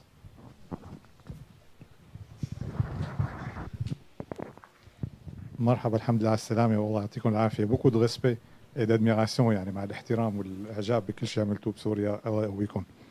Je voudrais juste revenir à la société civile syrienne et on sait l'échec de l'ONU pour la première fois sur le plan humanitaire, sur le plan de soutien des réfugiés et des populations dans des états de guerre. On sait que les associations de la société civile syrienne ont fait un très grand travail, de très bon boulot par rapport aux médias, par rapport à la créativité artistique, par rapport au secours médical et par rapport à l'organisation des conseils locaux et tout ça. Mais malheureusement, sur le plan de l'éducation, ils ont énormément de problèmes. Et il y a actuellement, partout, dans les pays autour de la Syrie et à l'intérieur de la Syrie, des millions d'enfants qui ne vont pas dans les écoles depuis des années. Et ces enfants-là, ils grandissent dans des situations de diminution totale et qu'éventuellement, ils n'ont pas la possibilité d'avoir accès à l'éducation, sans parler des centaines de milliers d'enfants à l'intérieur de la Syrie qui sont happés par par les groupes islamistes et qui grandissent éventuellement dans une éducation extrémiste qui est complètement différente de l'éducation générale qu'on souhaiterait à tous les enfants syriens. Comment on peut éventuellement soutenir les associations syriennes, parce qu'il n'y a que eux, finalement, qui arrivent à travailler sur l'éducation et sur ce genre de problématiques. Merci beaucoup. Oui, pour la première question, j'énerve beaucoup mes amis à l'Union européenne quand je parle de l'Europe en tant qu'entité politique, quand je qualifie d'une grande ONG, l'Europe. Organisation non gouvernementale, pour payer seulement l'aide et ne pas avoir une politique. L'Europe a fait ça en Palestine. L'Europe a financé la reconstruction de Gaza à maintes reprises. Et les Israéliens venaient après détruire. L'Europe ne disait rien, sauf qu'ils repayaient pour la reconstruction. Et là, l'Europe n'existe pas en termes d'affaires étrangères. Il n'y a pas d'Europe en affaires étrangères. Il y a 27 pays européens. 27 politiques étrangères européennes. Il y a peut-être quelques coordinations entre l'Allemagne et la France, très peu, au niveau de la Syrie. Mais après, c'est très diversifié. Il y a des pays qui poussent maintenant pour le retour de leurs ambassades à Damas, notamment de l'Europe de l'Est et de l'Europe centrale. L'Espagne, l'Italie et peut-être bientôt, je ne sais pas, quelques pays autres. Les diplomates, je prends un peu le domaine de Manon. Les diplomates avaient leur société civile quand ils étaient à Damas. Ce que j'appelle moi la société civile des réceptions, des cocktails. La société civile que les diplomates européens ont rencontrée au 14 juillet. Et pour eux, ils rencontraient des gens qui représentaient la société civile et ça suffisait. Il faudra peut-être faire une formation pour les diplomates, avec tout le respect, que la société civile, il faut sortir un peu des murs des ambassades et des centres culturels pour la voir.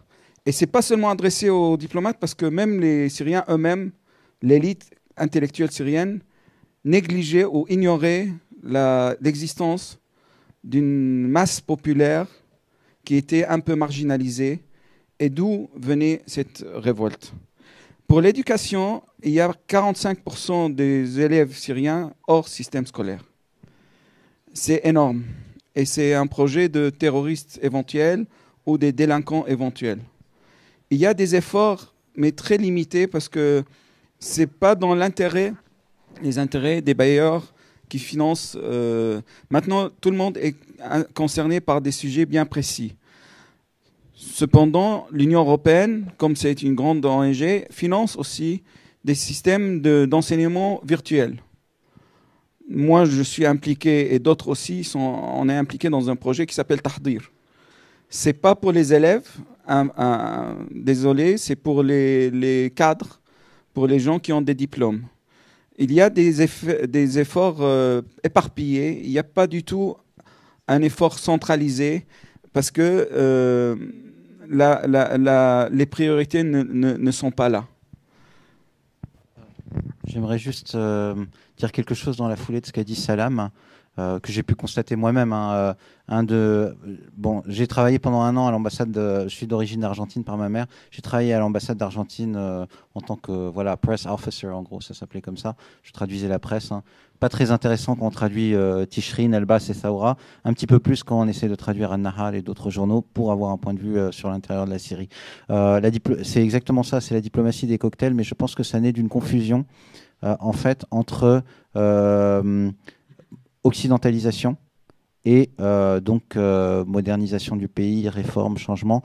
En fait, inconsciemment ou consciemment, les diplomates recherchent des gens qui leur ressemblent, c'est-à-dire qui sont occidentalisés, qui vivent comme eux, et donc ils sont amenés à côtoyer un cercle dans les beaux quartiers, à Bourg-Romanée, Jisr el-Abiad, ce que vous voulez, à Damas, avec des familles qui sont des représentants d'une bourgeoisie qui fait des affaires avec le régime tout simplement et qui a tout intérêt donc à nier la réalité d'une part de mouvements populaires et d'une révolution, et qui va donner une version qui est beaucoup plus effectivement celle du régime quant à ce qui se passe dans le pays, version que ces diplomates malheureusement vont entériner et vont croire. Je veux dire, beaucoup de ces diplomates n'ont pas fait l'effort d'élargir un petit peu le cercle de leurs connaissances au-delà de simplement des gens des beaux quartiers qui ont fait des affaires depuis 20-30 ans avec Hafez al-Assad, puis avec Bachar, depuis l'époque de l'Infitah, cette ouverture économique prônée par Hafez. Une autre chose que j'aimerais dire, c'est également, je pense que les pays européens ont tendance à projeter des fantasmes sur ce que devrait être une révolution dans un pays arabe. Je veux dire, là, on peut en parler très très longuement. Un des aspects principaux donc de la révolution syrienne et des mouvements populaires qui l'ont animée, c'est la décentralisation de cette révolution. Or, ce que veulent les chancelleries, c'est une révolution avec un leader, un chef de type Nelson Mandela, avec qui on peut parler et qui sera donc la relation directe, la courroie de transmission, disons, des aspirations du peuple. Là, on est face à des comités d'autogestion, finalement, dans des banlieues populaires, par la force des choses, ça s'est fait comme ça. Je veux dire, c'est une révolution populaire qui a explosé en divers endroits, à Dera, puis à Homs, puis à Banias, puis à Latakia. Il ne faut pas le nier, Latakia est une ville où il y a eu énormément d'événements, une répression terrible en avril et mai 2011. Et donc, on se retrouve dans une situation où on a des mouvements populaires, mais dans ce schéma de courroie de transmission directe avec un leader ou deux leaders, ces chancelleries occidentales et ces ambassades ne savent pas à qui parler. Ils n'ont pas l'habitude peut-être de voir un mouvement populaire décentralisé et qui émerge spontanément. Voilà. Je pense que je n'ai pas dit... ça, c'est un petit peu en accord avec... Merci. Vous voulez rebondir sur quelque chose ou c'est bon? Peut-être, est-ce qu'il y a d'autres questions ou tout de suite? Sinon, moi, je me disais aussi, la deuxième question pourrait peut-être la poser à Rowaida. Si elle veut parler sur comment soutenir justement les associations syriennes, la question qui a été posée par monsieur. بسوريا حاليا بالداخل السوري بيتم التعليم عن طريق مديرية التربية وعن طريق منظمات مجتمع مدني معنية بالتعليم، لكن قد ما كانت مقدرات هذه المنظمات الحاجة بالداخل السوري بتتجاوز مقدرتها. يفترض هذا الملف تستلم الأمم المتحدة بأي شكل من الأشكال، لأنه هو يفوق مقدرة كل منظمات المجتمع المدني الموجودة بسوريا، وبدول الجوار عم تحتكر منظمات إلى توجهات إيديولوجية معينة. فمشان هيك يعني أنا برأيي الشخصي هذا الموضوع بيتعالج عن طريق الأمم المتحدة. Il y a pas mal d'associations, comme on l'a vu, qui s'intéressent à l'éducation en Syrie. Rowaida considère que le vrai changement, le vrai remède à tout ça, c'est que l'ONU en fait prenne la main parce que ça dépasse en fait le cadre. Les associations sur place n'ont pas les moyens en fait de gérer en fait tout ce qui est éducatif, et du coup elle fait appel à l'ONU pour qu'elle puisse remédier à cela, pour éviter en fait qu'il y ait aussi des dissidences idéologiques, en fait que ça dépasse en fait un cadre assez contrôlé. ومن جهة تانية ما فينا نحكي عن التعليم باستمرار الحرب، يعني الأولاد ما فيهم يروحوا على مدارس قد ما كان في برامج حماية والحرب مستمرة، فحتى يتعلموا الأولاد أول خطوة لازم يكون هي إيقاف الحرب. Et je considère que comme il y a la guerre et qu'il y a aussi les bombardements, même si les programmes sont mis en place, les enfants ne pourront pas forcément avoir accès à l'éducation. Donc je considère que le vrai remède à tout ça, c'est l'arrêt des bombardements et l'arrêt de la guerre.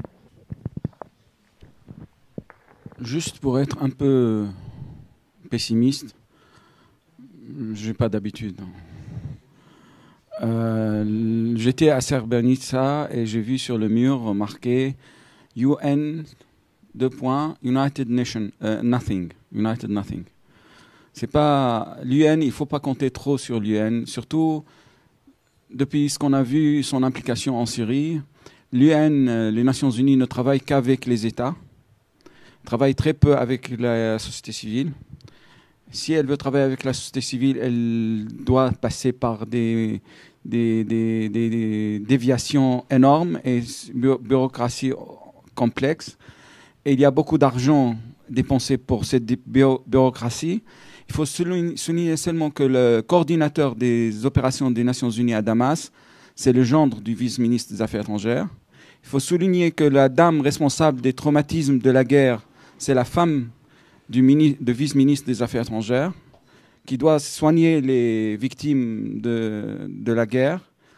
De plus, au Liban, au niveau de l'éducation, l'UNICEF paye à l'État libanais $600 pour chaque élève syrien inséré dans le système éducatif libanais.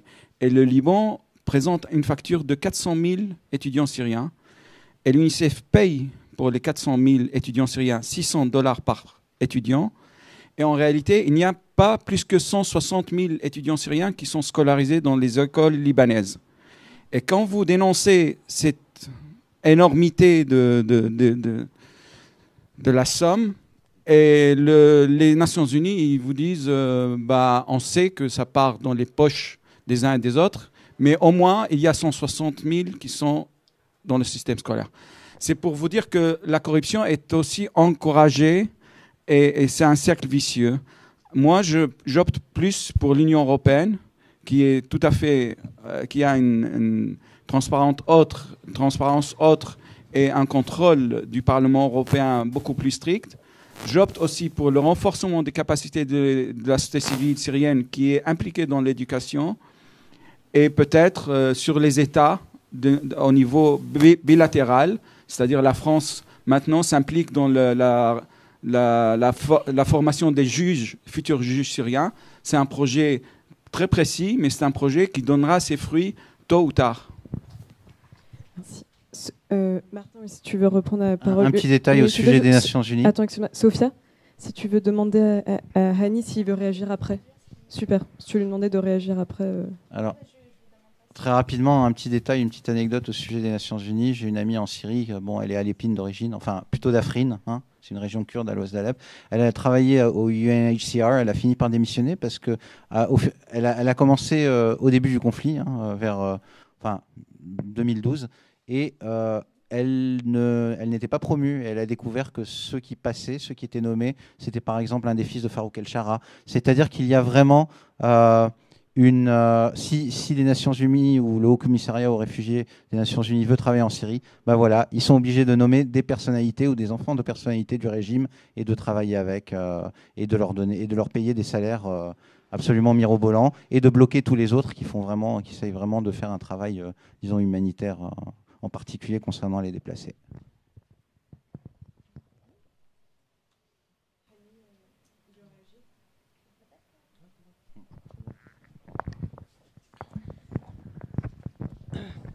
بالحديث عن الحلول دائما في عنا مجموعة توصيات ودائما بتخص الأطراف خلينا نقول الدولية والسوريين بين بعض. خليني نتحدث عن الجزئية الخاصة بحقوق الإنسان. كتير سهل بالحد الأدنى إيصال المساعدات الإنسانية. كتير سهل السماح للجنة الصليب الأحمر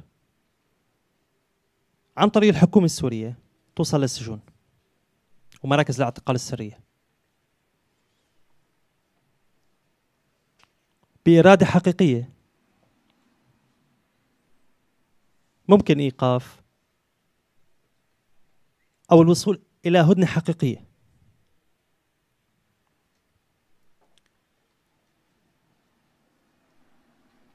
الكل بيعرف أنه النسيج الاجتماعي بسوريا مفكك بحاجة إلى جيل كامل 30 ل 40 سنة لإعادة بنائه من أول وجديد ومن ثم إعادة الأعمار. ما رح يكون خطابي وجداني فقط، ممكن نحكي بشقين. وجدانيا من حقنا كسوريين الحياة، عمليا يمكن. كمل انت ومترجم بالاخر بعد بدك تقول شيء. لا خلاص حاجة بكفي. L'arrivée de certaines aides, parfois, peuvent être, comme celle aussi de la Croix-Rouge et tout, peuvent être sincères. On peut considérer que il peut y avoir une volonté réelle pour arrêter cela, une volonté réelle, mais qui se heurte en fait au problème de la génération, parce que c'est toute une génération qui est détruite. Et il faut attendre entre 30 et 40 ans pour que la génération se renouvelle et qu'on puisse en fait lui redonner un élan et la construire en fait réellement. La génération actuelle souffre d'énormément de problèmes et il est très difficile de la reconstruire. Merci beaucoup. Je vais encore prendre 2 ou 3 questions si vous voulez. Bonsoir, je vous remercie d'abord pour vos exposés. Maintenant, après l'intervention russe en Syrie, le régime est sauvé. Les forces, le système de forces sur Terre est tellement changé. Le régime maintenant n'était pas obligé de faire des négociations. Donc, comment on peut arrêter cette guerre? Comment on peut arrêter la destruction?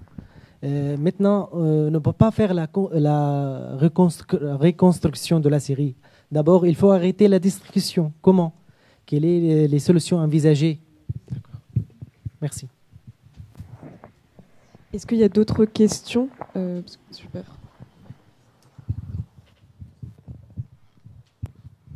Bonsoir, merci à tous. Ma question concerne donc ce que vous avez dit concernant l'importance d'impliquer la société civile dans les solutions qui pourront être trouvées au conflit et l'impossibilité, la quasi-impossibilité pour les Nations Unies de travailler directement avec la société civile. À ma connaissance, c'est le cas aussi pour les ONG humanitaires. Elles sont fort passées par le régime ou par le Croissant Rouge syrien. Est-ce qu'on a connaissance d'organisations internationales gouvernementales ou non gouvernementales qui ont pu entrer en contact et travailler directement avec les comités locaux de coordination? Merci. Je commence par la deuxième question pour revenir. Il y a beaucoup d'organisations internationales non gouvernementales qui travaillent avec la société civile, beaucoup plus qu'avec le gouvernement. Il y a très peu qui travaillent avec le gouvernement parce qu'ils savent que leurs aides seront détournées. Médecins du Monde, Médecins sans frontières, CARE, PAX, etc., etc. Il y a l'agence allemande de coopération GIZ qui travaille avec la société civile, qui ont un bureau à Gaziantep et ils œuvrent par ce bureau sur l'ensemble du territoire, à l'intérieur de la Syrie, dans la zone dite libérée, hors contrôle du régime. Par rapport à la première question, la Russie, c'est vrai que la Russie, elle a confirmé ses intérêts en Syrie. Mais ce n'est pas le régime qui a gagné. Le régime, il a perdu dès mars 2011. Maintenant, c'est une période de perfusion. C'est la Russie qui a gagné, c'est vrai, il faut le reconnaître. La Russie, elle est revenue en force dans la région et sur la scène internationale grâce à son implication en Syrie. Elle a pris pas mal de reconnaissance de la part de la diplomatie occidentale et elle a profité des 5 années de mollesse de Barack Obama. Et maintenant, la Russie demande à l'Europe et aux pays du Golfe de s'impliquer dans la reconstruction. Parce que la Russie, elle a une économie équivalente de l'Espagne. La Russie n'a pas de sous pour construire un kiosque en Syrie. Par contre, la Russie, elle a réussi à vendre pour 8 milliards de dollars des armes suite à la démonstration en réel qu'elle a effectuée en Syrie en réalisant des morts et des exécutions massives. Et elle se vante de cela sans gêne. Alors maintenant, la reconstruction, aussi un point de pessimisme, pour respecter ma nature, il n'y aura pas de solution, il n'y aura pas de gagnant à la fin. On est tous perdants, on a tous perdu.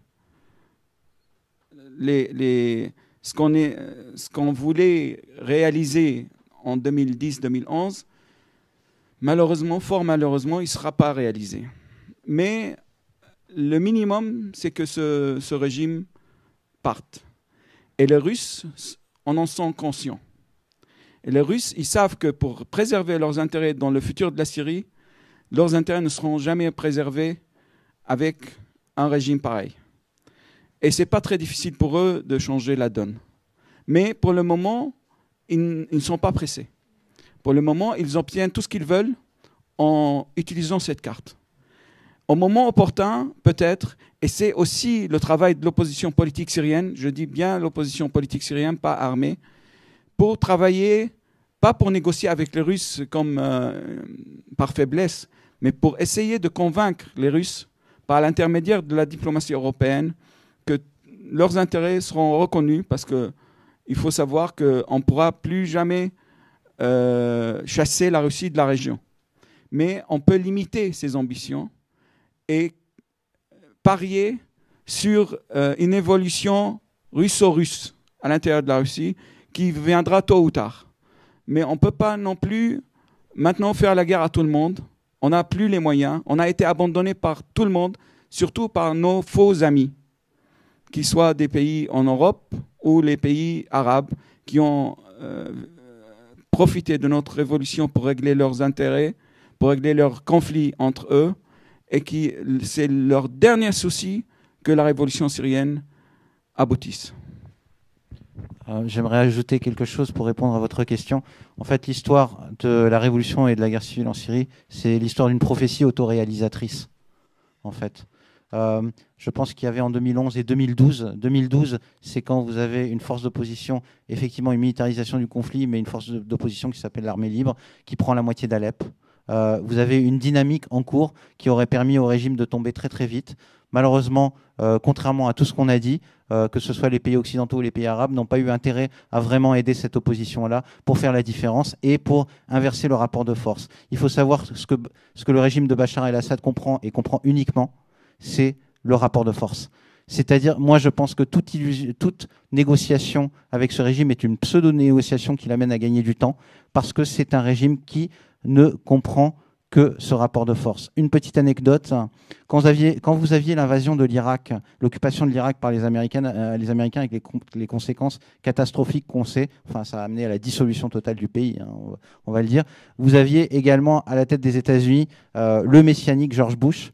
Cela dit, vous aviez les néoconservateurs derrière, j'étais à Damas à cette époque-là, qui disaient Regime change, the next target is Syria. La prochaine cible, c'est la Syrie. Je peux vous dire que le régime syrien avait vraiment peur, à tel point que les djihadistes qu'ils envoyaient en Irak, parce qu'il faut savoir que le régime syrien et les Mukhabarat, après 2003, ont contribué à la destruction de la société irakienne en servant de courroie de transmission, en particulier Assaf Shaukat, pour ramener donc des djihadistes en Irak à partir de la Syrie. Vous aviez une mosquée qui s'appelait Abu Nour à Damas, qui servait un petit peu d'hébergement de ces personnes. Vous aviez une personnalité qui a été tuée par le régime, qui avait beaucoup de choses à dire, qui s'appelait Aboul Ka'aka, qui était très impliqué. Pardon ? Comme par hasard. Donc, je veux dire, c'est une... Et quand les États-Unis, en fait, c'était pour aller faire le carton sur les Américains et pour provoquer un conflit entre chiites et sunnites en Irak, à tel point que le gouvernement irakien en 2009 a failli couper les relations diplomatiques avec la Syrie, gouvernement chiite à l'époque. Donc, c'est pour vous dire que quand les Américains ont dit « ça suffit maintenant, vous êtes la prochaine cible », à partir de 2006-2007, ces djihadistes revenants ont été mis à la prison de Saïd Naya. Et comme par hasard, en 2011, les soi-disant vagues d'amnistie de Bachar el-Assad en fait, ont contribué à libérer ces djihadistes pour que lui puisse se poser en seul recours, disons, séculier, laïque, face à donc, une composante djihadiste salafiste que lui a contribué largement à créer. Moi, je voudrais juste rajouter que la France n'a pas joué son rôle et que maintenant, on va en payer les conséquences. Ce conflit va nous hanter pendant 10-20 ans encore, je pense. On en paiera les conséquences sur notre pays. Mais prophétie autoréalisatrice également.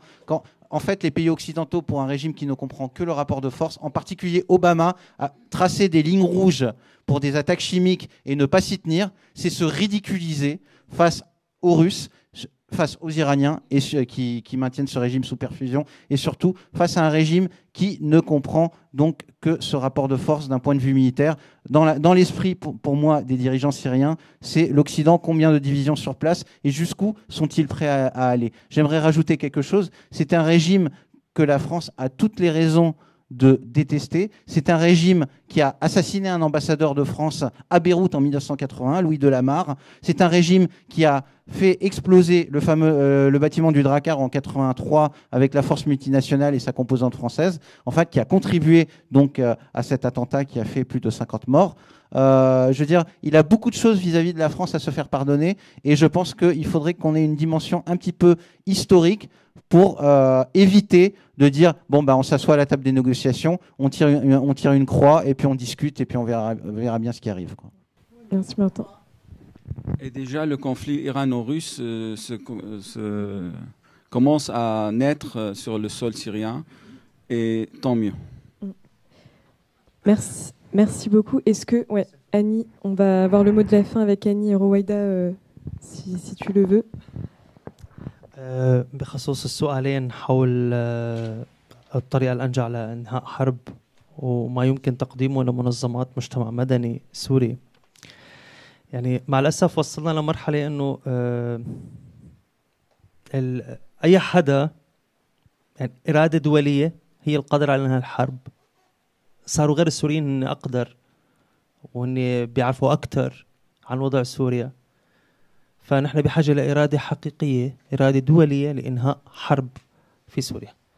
بخصوص المجتمع المدني، نحن بنعرف منيح إنه المجتمع المدني السوري عم يعيش مخاضات، بس يعني المجتمع المدني السوري عم بيعمل كمان تجربة مهمة على صعيد مرادفة المجتمع المدني عبر التاريخ.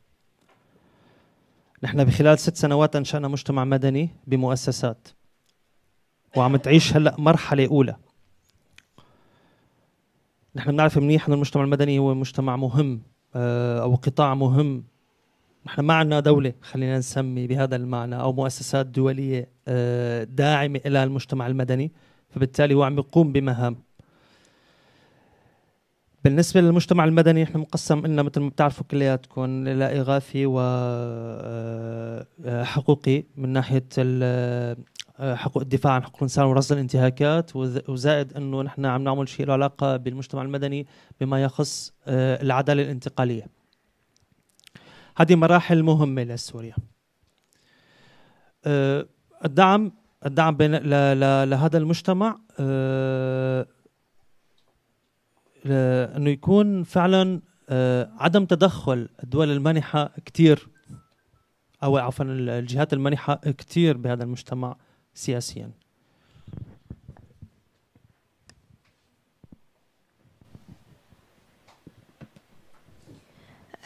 La phase qu'on connaît aujourd'hui, du coup, avec l'accentuation des problèmes, on en est en fait à un problème qui, en fait, la société internationale, au niveau international, c'est ce qu'on connaît le mieux. En fait, on essaie de comprendre au mieux possible ce qui se passe.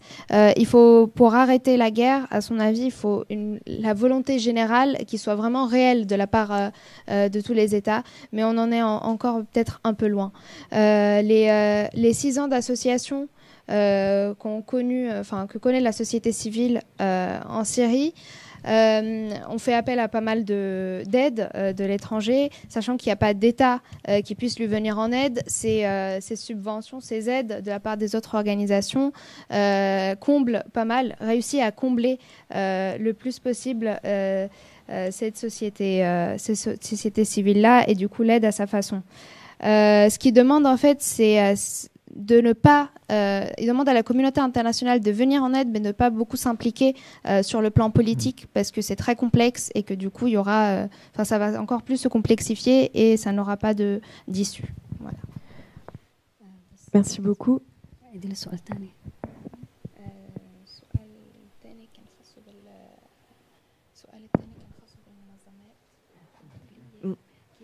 J'en profite simplement pour vous dire qu'on pourra continuer aussi cette discussion demain, parce qu'on organise en fait la projection d'un documentaire Syrie Mission Impossible qui a été réalisé par Anne Poiret au Remix Coworking. Les informations sont sur le site de l'IREMO et sur le site d'Open Diplomacy si ça vous intéresse de continuer la discussion. Donc Syrie Mission Impossible, le documentaire, demain, et jeudi à 18h30, excusez-moi, à 18h30 demain au Remix près de Saint-Lazare. Avec un débat avec Anne Poiret qui sera présente, bien sûr. Merci. On va laisser Rowaida terminer le débat. Non, au remix. Au remix Coworking, c'est près de Saint-Lazare. Je vous donnerai ces informations par la suite. ميرسي رويدا. أنا بس بدي جاوب عن السؤال الثاني اللي له علاقة بالمنظمات. هو بالفعل المنظمات الدولية عملت شراكات مع منظمات المجتمع المدني، خليني أقول اللي من طرف المعارضة. حتى الأمم المتحدة صار في مركز الأوتشا موجود بتركيا، هو عامل شراكات مع منظمات سورية من طرف المعارضة. لكن كتير مهم ينحكى عنه بهي الفترة أنه ينعطى مجال أكثر للمنظمات السورية هي اللي تحط برامجها، لأن هي أدرى بمجتمعاتها وهي بتعرف مجتمعاتها. اللي عم يصير معنا نحن بأنه برامج سواء كان الأمم المتحدة أو الجهات المانحة طبقتها براوندا أو بالبوسنة أو الهرسك وعم يجوا يطبقوها بسوريا، يعني كوبي بيست. وهذا يعني هذا ما عم يمشي الحال، البرامج أغلبها عم يفشل.